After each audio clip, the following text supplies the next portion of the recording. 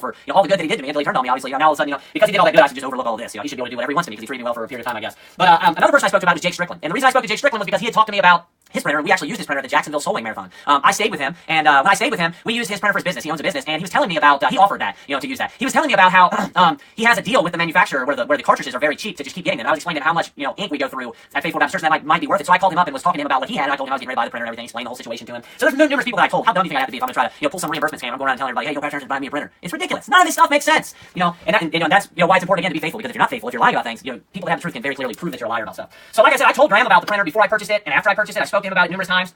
And real quick, this is super, super important that I need to touch on this. I want to let you know the exact dates, and the timing of all of this is extremely important. Very, very important. So on the 14th, you would have noticed was when that was purchased. If you need to go back, look in the video. On the 14th is when that was purchased. Both of them, back to back. And that's the date of the check as well. So it all makes sense. Once I realized how I was going to do it, I just wrote the reimbursement check not for the protection plan. I was going to pay for that, just for the printer. It was on the 14th. Well, that was a Wednesday, I believe, of the week before that all this happened, where I was fired. It was the Wednesday before. My wife was in active labor, at this time. She was in labor, maybe not active labor. She was in, labor. She was going in and out of labor. I ended up writing I worked, the rest of the day, Wednesday, Thursday, Friday, I believe. Saturday, I went in and wrote my sermon for FWBC North, and then I ended up not even going in because I think it was because my wife was in labor. I mean, that makes pretty good sense. She went into hard labor starting like Saturday night and stayed in hard labor. My son, Jonathan Asa, was born on the 19th, the exact same day that Pastor Anderson fired me. He was born on the 19th. Now, I don't know if you guys understand the drastic, the seriousness of everything, how dramatic it was when I was fired, how this just took me, completely off guard. I had no clue. It just turned my entire life upside down. I just had a child. I lost my job. I moved out to Phoenix, Arizona.